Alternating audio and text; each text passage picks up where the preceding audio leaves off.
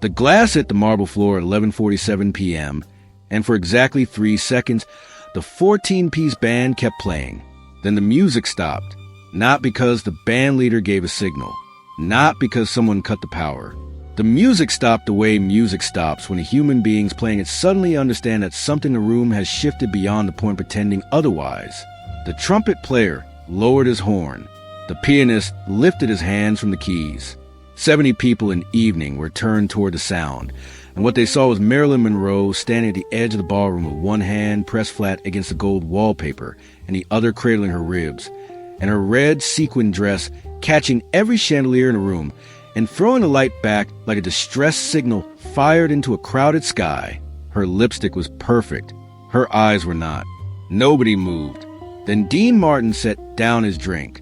You have to understand what this party was, what it meant, and who was in the room, before you can understand what happened in it. Because context is everything. And without context, a man setting down a glass is just a man setting down a glass. It was January of 1959, and Frank Sinatra had rented the entire ballroom of the Château Marmont for an evening that the gossip columnists would spend the next 3 weeks trying to accurately describe and largely failing. 70 guests hand-selected, which meant that every person who received an invitation understood exactly what it meant, and every person who didn't receive one understood that too. Real crystal on every table. Flowers flown in from somewhere that wasn't January. A kitchen staff of 12 producing food that had no business existing at a party, and yet somehow existed perfectly.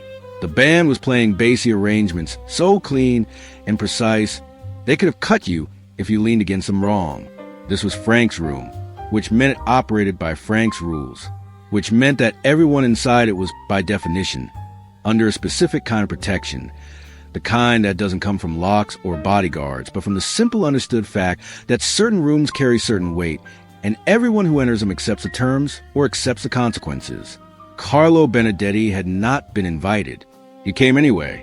He arrived through the service entrance at 10:30, the way men like Carlo always arrived at parties where they weren't wanted. Quietly enough to get inside, loudly enough once inside to make removal complicated. He had 2 men with him. The larger one was called Greco, and Greco had a scar running from his left ear to the hinge of his jaw that he'd earned in Detroit in 1951 during a disagreement about a shipment of cigarettes that had nothing to do with cigarettes. The smaller one had no name that anyone at the party knew, which made him, in some ways, the more dangerous of the two. Carlo ran numbers in Chicago. He laundered money through 3 restaurants. Italian, naturally, because the cuisine was good cover and the margins on pasta were genuinely respectable. He had broken a city councilman's jaw in 1956 over a parking dispute that was not actually about parking, and the councilman had declined to press charges, which told you everything you needed to know about the specific weight Carlo carried in certain rooms. He was not an important man in the grand architecture of organized crime, but he was important enough, and he had spent a lifetime understanding the precise difference between those two things and exploiting the gap between them. He was not subtle. He had never needed to be. He spent the first 40 minutes at the bar, drinking bourbon and conducting a slow, systematic survey of the room with the unhurried attention of a man cataloging an inventory he intends to acquire. He noted the exits. He noted the men worth noting. And he noted Marilyn Monroe, standing near the piano in a red dress that seemed to generate its own light, laughing at something Sammy Davis Jr. had said with a full-body commitment of someone who found genuine joy in the world and had not yet been fully broken of the habit. Marilyn noticed Carlo noticing. She always noticed. It was a survival skill she had developed so early in her life that it no longer felt like a skill. It felt like whether something you simply existed inside of, but noticing and acknowledging were 2 entirely different obligations, and she had learned the distinction between them at considerable personal cost. So she turned back to Sammy and let the laughter continue, and did not look toward the bar again. Carlo finished his second bourbon. He crossed the room at 11:47 p.m. "You're gonna dance with me." Not a question, not even phrased as a request in a way that preserved the fiction of choice. Just a statement of future fact delivered by a man who had spent 40 years operating in rooms where his statements became facts through the simple mechanism of his willingness to enforce them. Marilyn turned. Up close. Carlo was broader than he'd appeared from across the ballroom. his tuxedo jacket straining at the shoulders in a way that suggested it had been purchased by a slightly smaller man who had since made different decisions. He smelled of bourbon and expensive cologne, and the particular kind of certainty that comes not from intelligence, but from a long, unbroken record of getting what you wanted. "I don't think I am," Marilyn said. The pleasantness in her voice was deliberate and exact, not warmth, but a performance of warmth, which is what you deploy when warmth itself is unavailable and you need something that buys time without conceding ground. Carlo registered the pleasantness and discarded it. "I think you are." Sammy took half a step forward. It was a small movement, barely perceptible, the kind of thing you do when your body responds to a situation before your brain has fully processed the available options. Greco materialized from the crowd and simply stood. He didn't speak. He didn't touch anyone. He just occupied space in a way that communicated a complete and considered argument for why moving forward was inadvisable. Sammy stopped. Carlo's hand closed around Marilyn's wrist. She pulled back. He held. The physics of it were straightforward and terrible. Her momentum carrying her backward, his grip not releasing cleanly, her shoulder catching the edge of the wall, the impact traveling through her ribs, her hand going out to catch herself against the wallpaper, the glass she'd been holding completing its arc to the marble floor and announcing the entire sequence of events to every person in a 30-foot radius. The band played for 3 more seconds on pure muscle memory. Then silence. Marilyn stood with her hand against the wall and her ribs aching and 70 people watching her, and she understood with absolute clarity that the next 30 seconds would determine whether this evening became a story or became something worse. She had been in rooms like this before, rooms where the wrong thing said by the wrong person at the wrong moment could detonate into something that followed everyone involved for years. She was good at rooms. She had survived rooms that would have broken people who were merely talented rather than genuinely intelligent, which Marilyn Monroe was, despite what the press preferred to believe. She did not cry. She did not raise her voice. She pressed her hand against her ribs and breathed and waited. Carlo looked down at the broken glass on the floor with the expression of a man calculating whether the inconvenience of what just happened was going to cost him anything meaningful. And that was when Dean Martin set down his drink. Here is what most people understood about Dean Martin in 1959. He was effortless. The smile came easy. The voice came easy. The way he moved through rooms came easy. And the cumulative effect of all this easiness was that people assumed there was nothing underneath it, that the ease was a whole of the man, surface all the way down. Here is what very few people understood. The ease was the product of enormous and continuous effort.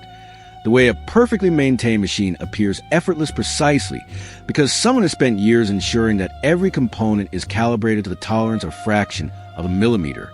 Dean had grown up in Steubenville, Ohio, which is not a place that produces effortless men. He had worked in a steel mill at 16. He had run dice games and card rooms before he could legally drink. He had boxed, not as exercise, not as a hobby, but as a young man who needed money and had discovered that he could take a hit and stay on his feet, and that this was a marketable skill in certain venues. He understood violence not as an abstraction, but as a specific physical grammar with rules and rhythms and optimal moments of application. He had chosen a different life, and he had built that life with meticulous and sustained intelligence, and the ease you saw when you watched him on stage or at a party was the ease of a man who made 10,000 difficult decisions, so that in any given moment the right move appeared to him not as a choice, but as an obvious and inevitable next step. He set down the apple juice. Almost nobody at the party knew it was apple juice. The performance of drinking was, Dean had decided years before, more useful than the drinking itself. A man with a glass in his hand is relaxed, approachable, non-threatening. A man who is visibly not drinking is making a statement. And Dean had never been interested in statements when options were available. He walked across the ballroom. Not quickly. Quickly would have been wrong. Quickly announced urgency, and urgency in a room like this was a spark looking for fuel. He walked the way you walk when you're crossing a space that already belongs to you, unhurried and certain. And the crowd parted for him not because he was large, but because he moved as though the parting was already decided, and the crowd simply hadn't been informed yet. Carlo watched him come and didn't move. Why would he? Dean Martin was a singer, a specific kind of singer, the best of his generation, arguably, with a voice that made the architecture of any room it occupied feel like it had been designed for exactly that voice, but a singer nonetheless. He told jokes. He made people feel good. He shared a stage with Sinatra and made the stage better for being on it, which was its own remarkable achievement. But none of this was a qualification for anything that Carlo understood as a threat. "Hey, buddy," Dean said. The warmth in his voice was the warmth always was, which is to say it was real, and it was also exactly calibrated. "Walk with me a second." "I'm busy." "Yeah." Dean glanced at Marilyn. It was a brief glance, a second at most, but something passed between them in that second. An acknowledgement, a communication without words, the kind of look that says, "I see what happened and I am handling it, and you don't have to do anything except breathe." Then he looked back at Carlo. "Walk with me anyway." "You got a problem, Martin?" "Not yet," Dean said. "You do, though. You just don't know it." Carlo turned fully to face him, and this was a moment the geometry of the confrontation declared itself. Greco moved to Carlo's left. The unnamed man drifted right. They were positioning, establishing angles, doing the spatial arithmetic of men who were paid to ensure that their employer was never physically disadvantaged. Dean didn't look at them. He kept his eyes on Carlo, which was itself a communication, a statement that the men flanking Carlo did not constitute a variable worth acknowledging, which was either profound confidence or profound miscalculation. And the interesting thing about Dean Martin in that moment was that Carlo genuinely could not determine which.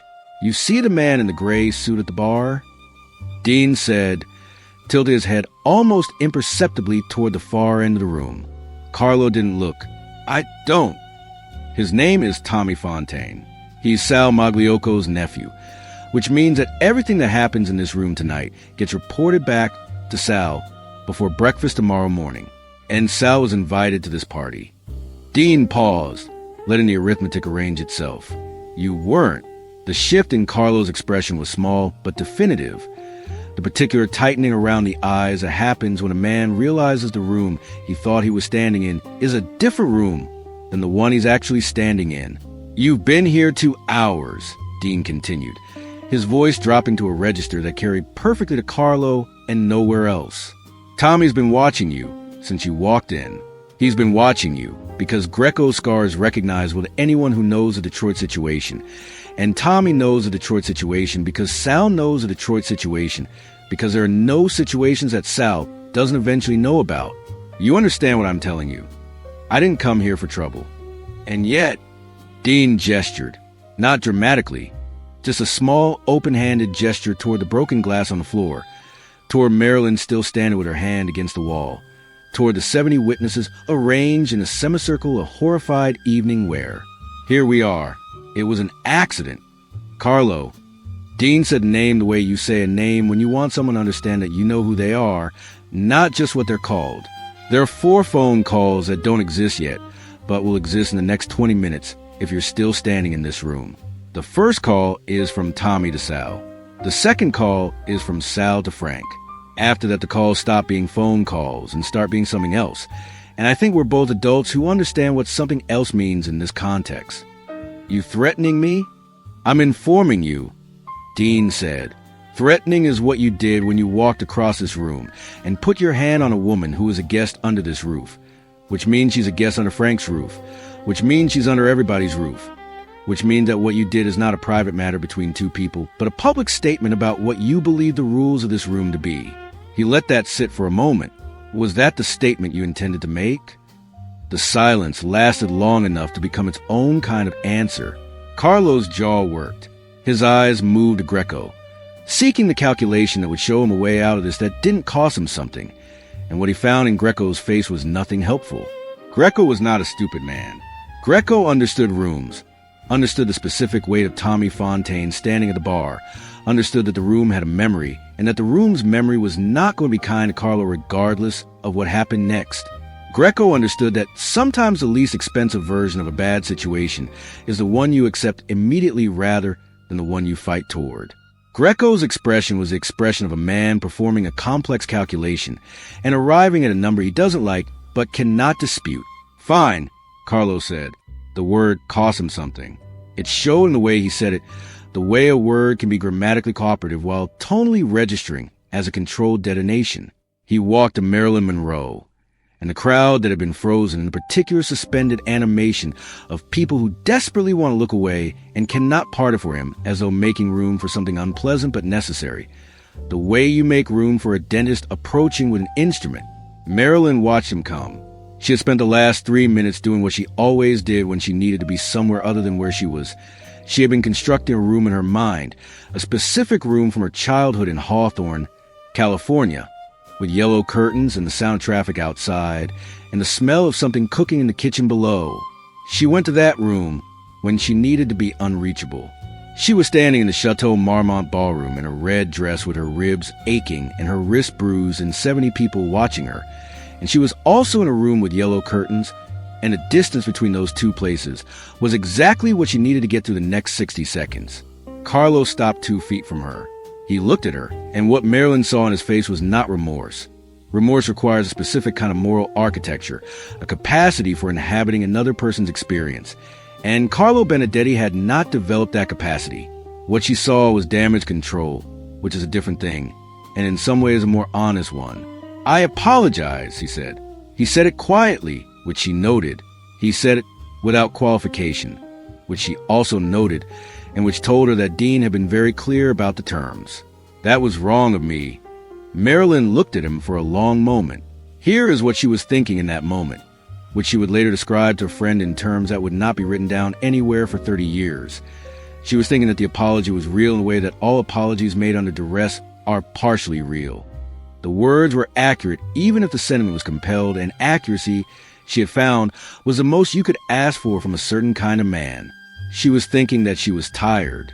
She was thinking that the yellow curtains in the room in her mind were very specifically yellow. The yellow of early morning before anyone else was awake, and that she would like to be there instead of here. She was also thinking that Dean Martin had just done something for her, that she would not forget. "Thank you," she said, which was not acceptance and not forgiveness and not absolution, but which was the door closing on the incident in a way that allowed the room to breathe again. Carlo left through the service entrance. Greco followed. The unnamed man was already gone, which none of them had noticed until he wasn't there. The band, taking their cue from the resumed ambient sound of 70 people collectively exhaling, eased back into a bassy arrangement, as though the interruption had been nothing more than a brief pause between measures. Sammy Davis Jr. appeared at Dean's elbow with the speed of a man who had been waiting at a careful distance for the situation to resolve into something navigable. "How did you know about the Fontaine kid?" Sammy kept his voice low, the practiced discretion of a man who had spent his entire career understanding that conversations have audiences beyond their apparent participants. Dean accepted a fresh glass from a passing waiter. "Apple juice." He looked at it, then looked across the room toward the bar where Tommy Fontaine was in conversation with a woman in a blue gown and appeared to have no awareness whatsoever that he had just been deployed as a tactical instrument in a confrontation he hadn't been part of. "I didn't," Dean said. Sammy stared at him. "He looked like somebody's nephew," Dean said. "Everybody at a party like this is somebody's nephew." He took a sip. "I said a name." Carlo filled in the rest himself. "That's..." Sammy started, then stopped, then started again. What if he called it? Dean considered this with the seriousness it deserved. Then I would have needed a different approach. Which would have been? Dean smiled. It was a smile that had made him famous. Easy and warm, and giving nothing away. I'd have thought of something. This was, Sammy understood, simultaneously completely true and completely unhelpful as an answer, which was a quality that Dean Martin's responses to important questions share with a great deal of jazz music. Satisfying experience, resistant to analysis.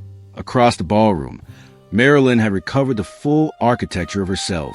She was standing near the piano again, talking to someone Sammy didn't recognize, and she was laughing, genuinely laughing, the full-body commitment of it, which meant either she was performing recovery at a level of mastery that defied comprehension, or she had actually recovered.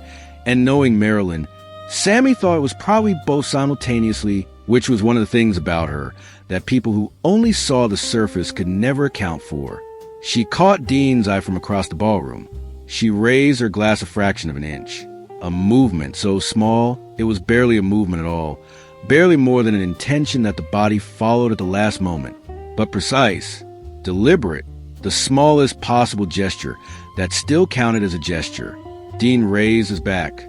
The band moved into something slower, a ballad built around a chord progression that seemed designed to make everyone in the room feel that wherever they were was exactly where they were supposed to be. And for a while, the long and complicated January night simply continued in the way that nights do when the worst thing that was going to happen has already happened and everyone is quietly, collectively grateful. Frank Sinatra called Dean at 7 in the morning. Dean was awake. He was always awake at 7, which was another thing people didn't know about him. The public version of Dean Martin existed in a perpetual elegant haze of late nights and easy mornings. But the actual Dean Martin was a man of discipline so ingrained it had become invisible, which was perhaps the most Dean Martin thing about him. "I heard about last night," Frank said. He didn't specify which part of last night. He didn't need to. "Everything's fine," Dean said. "I know it's fine. You made it fine. That's what I'm calling about." There was a pause on the line. In the background, Dean could hear the sound of Frank's kitchen, the specific acoustic signature of a household being maintained by people who took pride in the maintenance. "Carlo's going to have a problem with Sal. I'm going to make sure of it. I want to understand that what he did had a cost that didn't stop with the apology. That's between you and Sal." "Yes, it is. But I wanted you to know." Another pause, different quality, the kind of pause that precedes something that matters. "How is she?" Dean thought about Marilyn, about the hand against the wallpaper, the ribs she'd been cradling, the yellow curtains he would never know about. "She's fine," he said. "She handled herself." "She always does," Frank said. "That's the part nobody gives her credit for." This was true, and they both knew it was true, and neither of them said anything else about it, because some truths are complete in themselves, and adding words to them only diminishes the precision. "Thank you," Frank said, which from Frank Sinatra in 1959 was a currency with a very specific and very high exchange rate. "Don't mention it," Dean said, which was not modesty, which was instruction. Frank didn't mention it. Not publicly, not in print, not in any interview or memoir or conversation that was later documented. Some things in that world existed only in the rooms where they happened, and the rooms kept them. 3 weeks later, a photographer from the Associated Press caught Carlo Benedetti outside a Chicago courthouse, arriving for testimony in an unrelated federal matter. The photograph ran in the Tribune on page 12 below the fold, next to an advertisement for a department store having a January clearance sale. In the photograph, Carlo was wearing a gray suit. He looked smaller than a man his size should look. Not physically smaller, but diminished in a way that men are diminished when the story they tell about themselves has been revised without their consent. He was not looking at the camera. He was looking at the courthouse steps with the expression of a man calculating a problem that doesn't have a solution he's willing to accept. The photograph did not mention the Château Marmont. It did not mention Marilyn Monroe or Dean Martin or a broken glass on a marble floor at 11:47 p.m. on a January evening. It was a photograph of a man arriving at a courthouse, and that was all it was officially that same evening. Dean Martin was performing the second of 3 sold-out shows at the Sand Hotel in Las Vegas. He told a joke about a man who walked into a bar. He sang, "Everybody loves somebody," in a way that made 300 people in the audience feel, each of them individually, that the song was specifically and personally about their own lives. He set a glass down on the piano without looking at it, and the glass landed exactly where he intended it to land, which was the only way anything Dean Martin did ever landed. After the show, a woman in a green dress asked him what his secret was. She meant the performing, the ease of it, the way it looked like no effort at all, the way other performers visibly worked and Dean Martin visibly didn't. Dean thought about this for a moment. He thought about a steel mill in Steubenville and a dice game in a back room and a ballroom in January, and a woman in red pressing her hand against gold wallpaper. He thought about the weight of apple juice in a crystal glass and the specific way a room goes silent when something happens in it that cannot be unhappened. He thought about Tommy Fontaine standing at the bar in a gray suit with no knowledge of what his presence had just been used to accomplish. And he thought about Carlo's face in the moment the calculation stopped working. And he thought about the fraction of an inch that a glass can be raised across a crowded room and still mean everything it needs to mean. "Practice," he said. He smiled. He moved on. Some men rule through fear. Some men rule through money. Some men rule through the stories told about them. The mythology that accumulates around a name until the name itself becomes a form of governance that operates independent of the man it belongs to. Dean Martin ruled through something that none of those men could identify or replicate or defend against, which was precisely why it worked and precisely why it would always work. The ease was not the absence of effort. The ease was what effort looked like when it had been practiced long enough to become invisible. The drink was not a drink. The smile was not just a smile. The walk across a ballroom was not a walk across a ballroom. And the most dangerous thing in any room is never the loudest thing in it. It's the glass being set down.